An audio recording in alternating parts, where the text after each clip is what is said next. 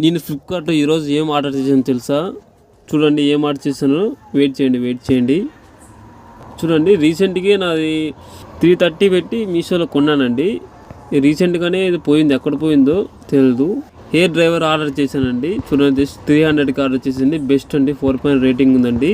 నా పాత హెయిర్ డ్రైవర్ను ఆర్డర్ చేస్తుంటే ఆర్డర్ కాలేదు. ఎందుకు నాకు సమస్య తెలియడం లేదు. ఏమో అని తెలియక అదే మీషోలోనే 4 రేటింగ్ ఉందని జస్ట్ 300కి వస్తుందని ఇది ఆర్డర్ చేశానండి.